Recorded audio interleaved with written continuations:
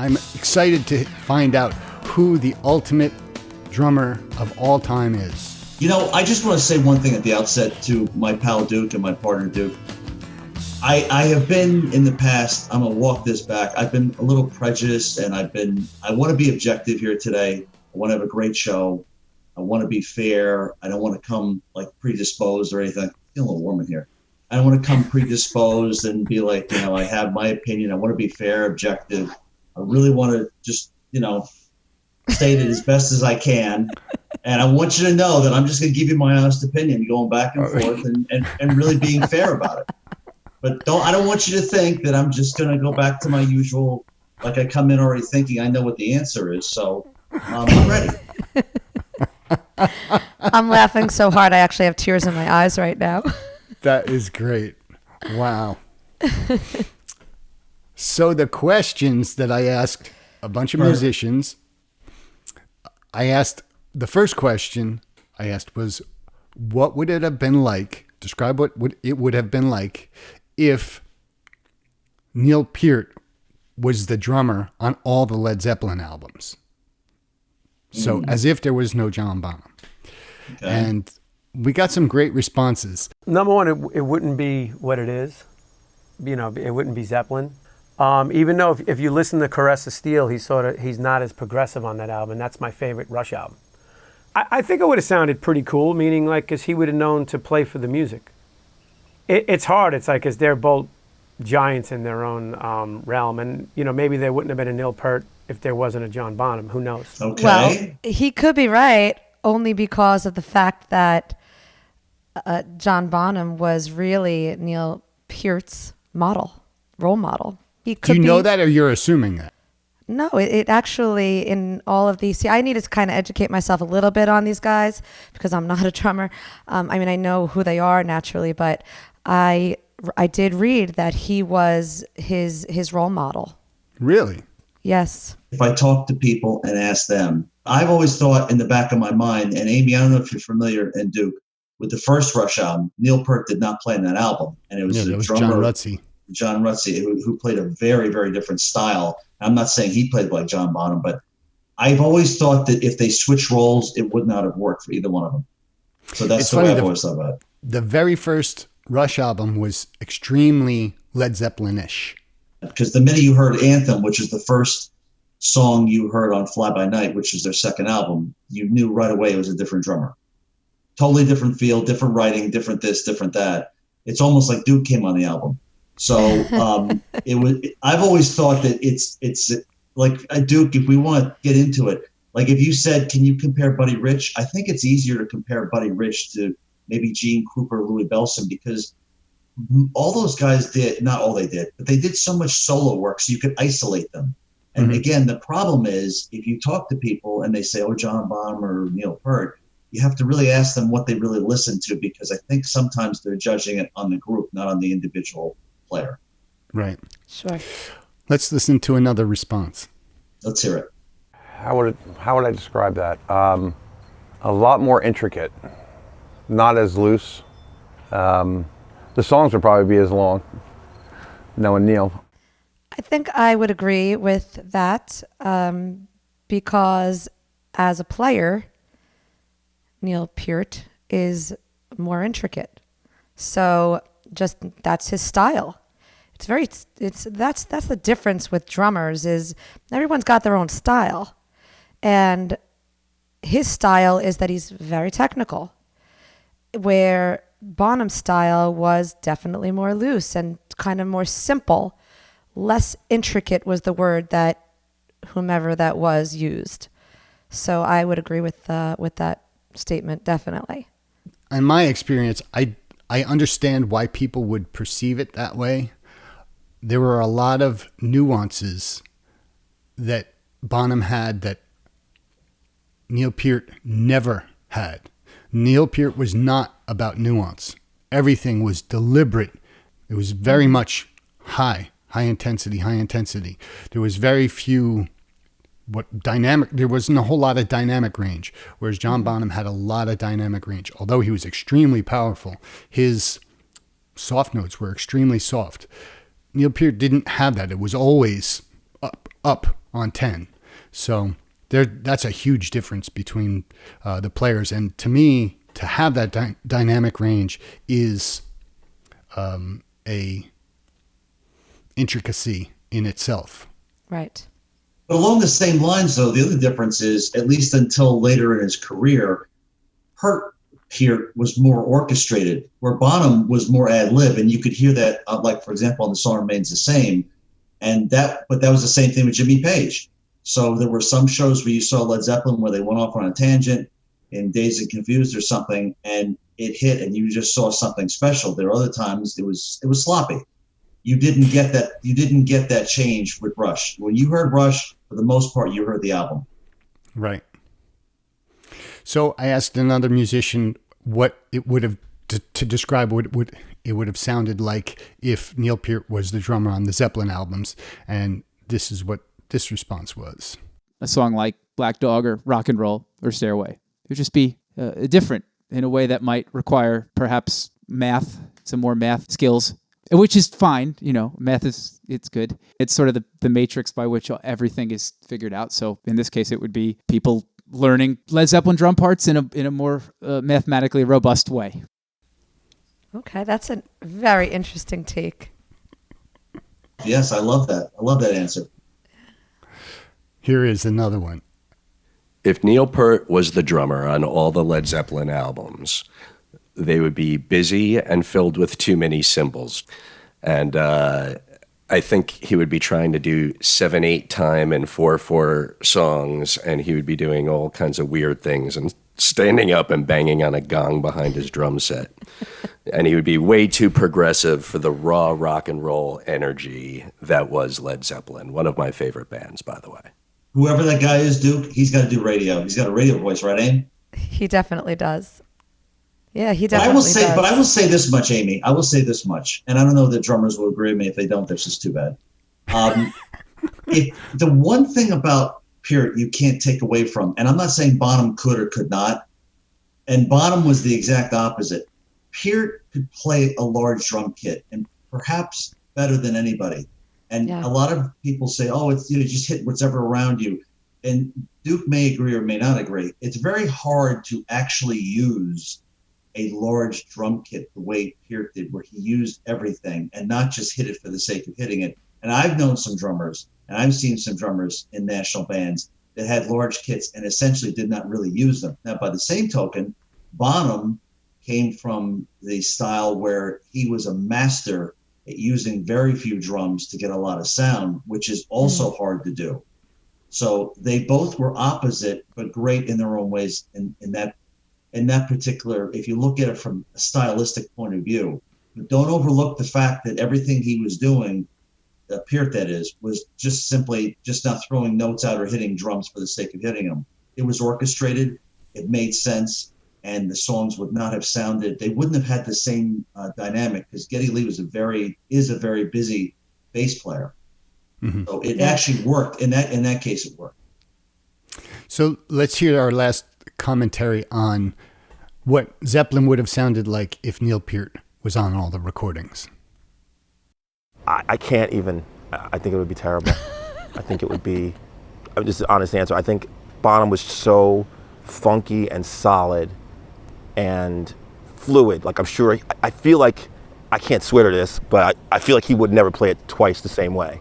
And Neil Peart was exactly the opposite. Like, everything's charted, everything's robotic. I think it would be terrible. Okay. I agree. But that's the difference in style. Perfect example, Amy. Fool in the Rain. You won't hear Neil Peart playing something like Fool in the Rain.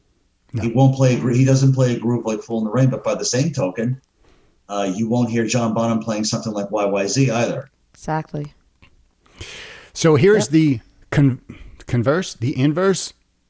If Bonham was in Rush, I think it would have worked better Neil going in Zeppelin, and that's a testament to Neil Peart.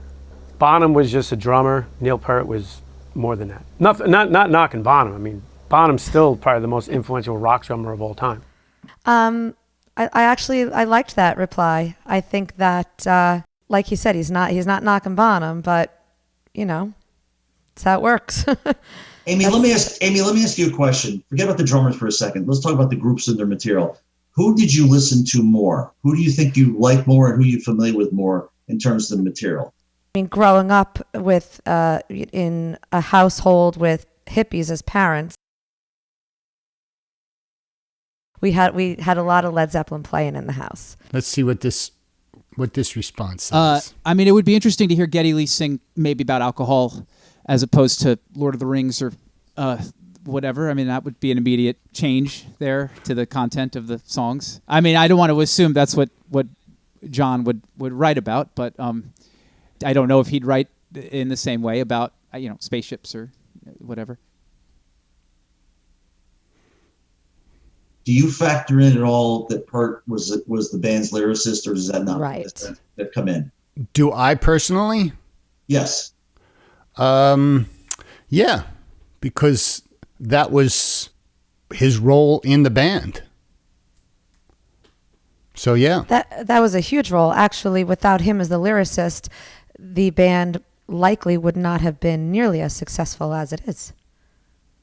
Or is unique, because you can't compare, like, for example, the Necromancer with Working Man. I mean, there's just a whole different style and writing style and content and subject matter. And you go into works like 2112, and you're not going to write about barflies or things like that and turn that into 2112. So it just wouldn't work. So right. I would give Peart a lot of credit for his lyrical contributions. We have this response. I would say John Bonham in Rush. I can't even imagine that. I don't see John Bonham as being able to work a hi-hat even like Neil Peart would. There's no way. Like, I think of Bonham, and I almost think of a slow drummer. Like, if I focus on Bonham, for some reason, I just picture this rock solid beat, and there's not a lot of flair to it, to me. And it seems to play against other instruments, even in time. And I think Neil Peart just totally drives Rush. And I see Bonham as almost holding Led Zeppelin together. Great answer. Yeah, very good. That's actually a good point. The minute you see, now granted, one's a 3-piece, one's a 4-piece, but there's only 3 instruments in both bands. But if you watch Rush and watch the way Peart played, visually, he looked completely different than Bonham, which doesn't take it away from their playing, but I think that adds a lot to the allure, because if you've been to a Rush concert, I assume you both have, one of the most common things you'll see at a Rush concert is air drummers all over the place. Really, you really will. And it's mostly a male. Maybe it's a little bit unfair, but at least I've been to several shows of theirs, and it's mostly a male audience. Amy, have you air drummed to any songs? Either I Led air drum Zeppelin all the time. So would you rather air drum to John Bonham, or would you rather air drum to Neil Peart? I think it would have to be Peart. He's just more energetic, and that's who I am. Right. So I asked the guys, these are a bunch of musicians. I asked them what they thought, who would be a better fit for certain applications. The first one that I asked was who would have been a better fit for the Beatles? And this is one of the responses. Neil, because Neil can hang back when needed, I think. I think John would just be a loose cannon. Duke, I don't know if I agree with that. I don't know if I agree with that, because you know why? Black Dog is a good example. He really held back on that song.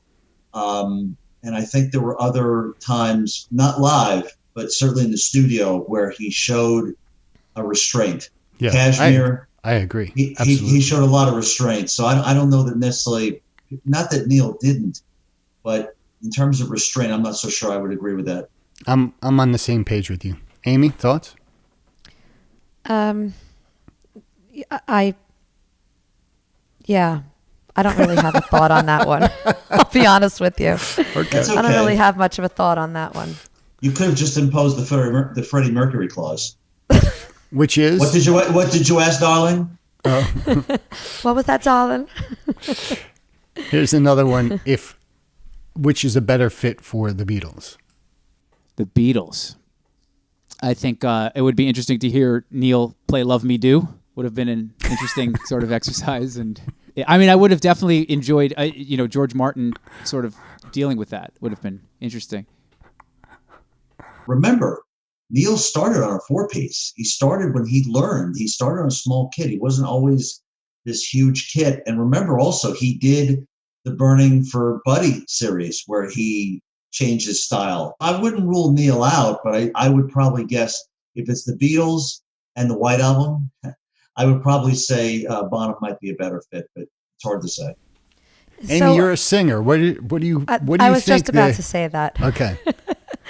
So I think that actually he would. Now you asked a question, and these are musicians, and I believe that Ken brought up a very good point that most of these musicians are probably only thinking as a drummer.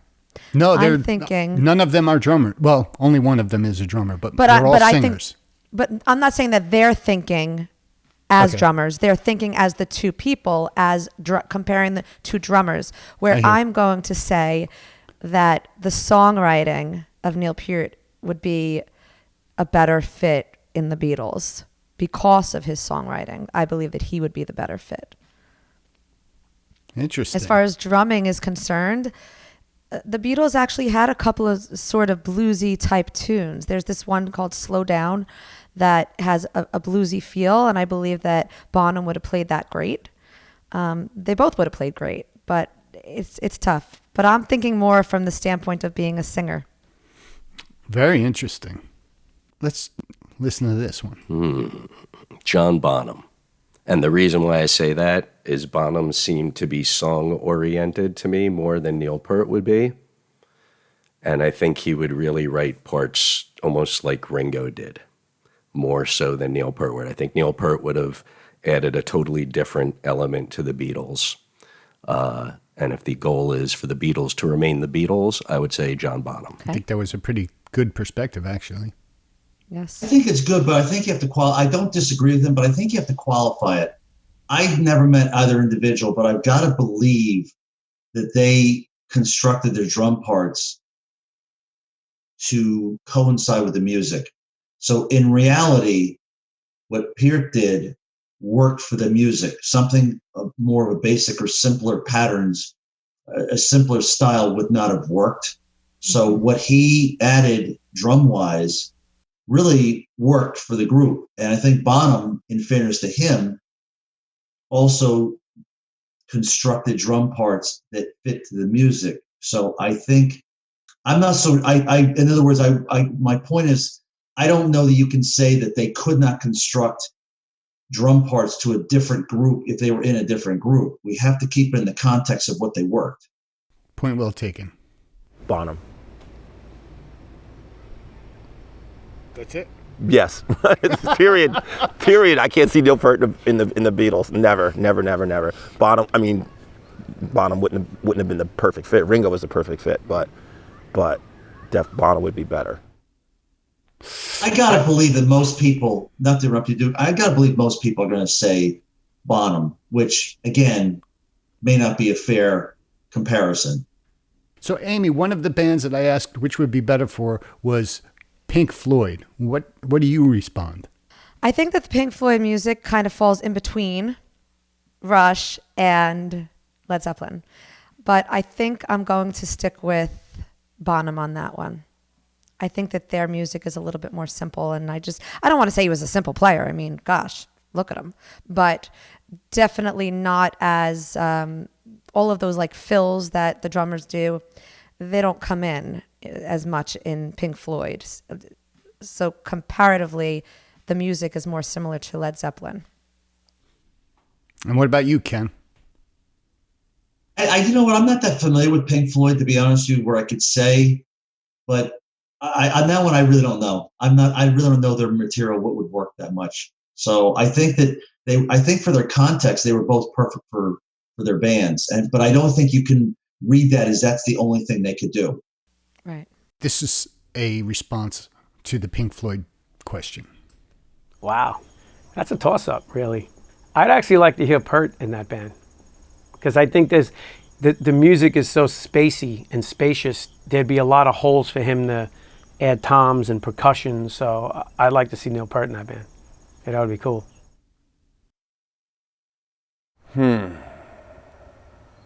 Neil also, because his style fits that kind of music. Very intricate, very timed. Those seemed like so different, those two answers to me. Even though they both said Neil, they had very different reasons. Oh, I thought you were going to say they were different because in the one I heard crickets. I didn't hear crickets in the other one. I asked the question, which drummer would have been a better fit for the Dead? Oh my gosh. That's your Who smoked response. more pot? I don't have an answer for that. I don't either. Amy, which drummer smoked more weed? I never saw. Go ahead, Amy. I'm sorry.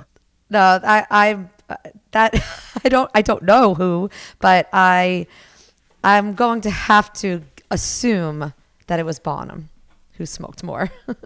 Is it true, like when you went to a Dead concert, when you walked in, they started the concert and they never ended the song till you left, even through the encores? Is that true? I don't know. Is that what they did? With that in mind, this was one of the responses regarding which would be a better fit for the Grateful Dead.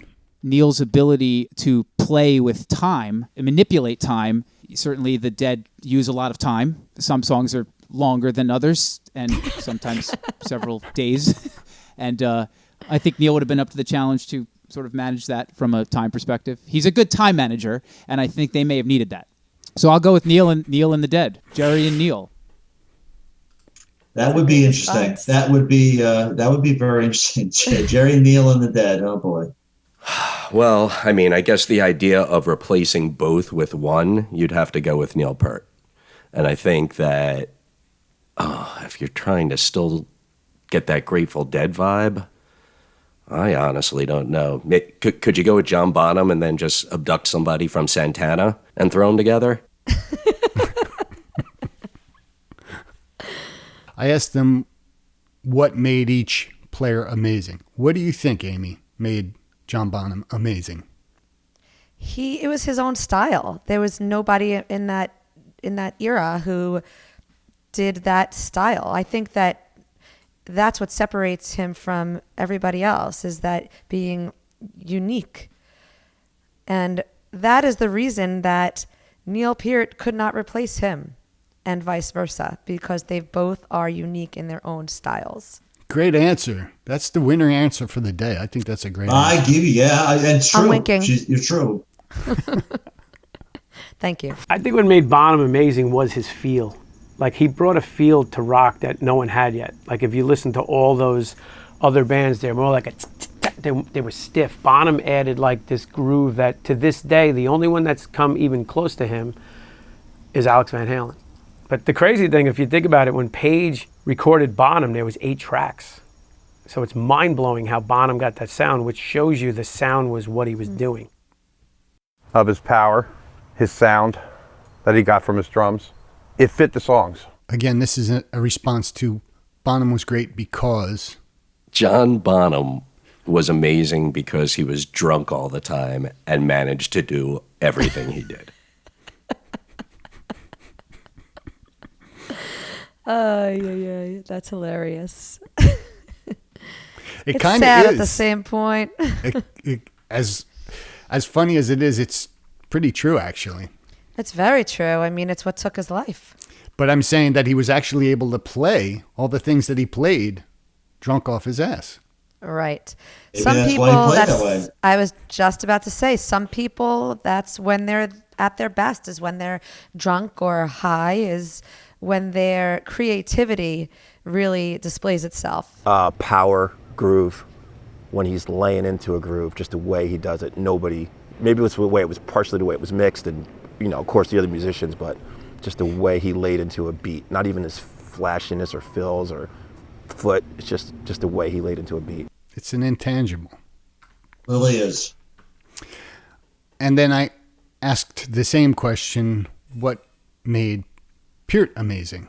I'd say on top of his drumming, I put his lyrics first, because when you put how great he is as a drummer and then tie the intelligence of his lyric writing, to me, it's just, that's what makes, I think that at the end, when decades go by and people learn about him, he's just such an interesting man. Coming from a singer myself, I have to agree with that. Definitely, that's what makes Neil Peart so good, is those lyrics. And that is what, for me, when I think of Rush, I don't necessarily think of Neil Peart's drumming as much as I think of the lyrics. Here's another perspective on why Peart was amazing. His ability was par none. His lyric skills, like I said before, if it wasn't for that, Rush might not be what they were today. Kind of what I said. Yep. And lastly, I mean, the time signatures and the music, and it was perfect for the music. The way he played, he was the best for that band. I honestly don't think you could have gotten a better fit for Neil Peart.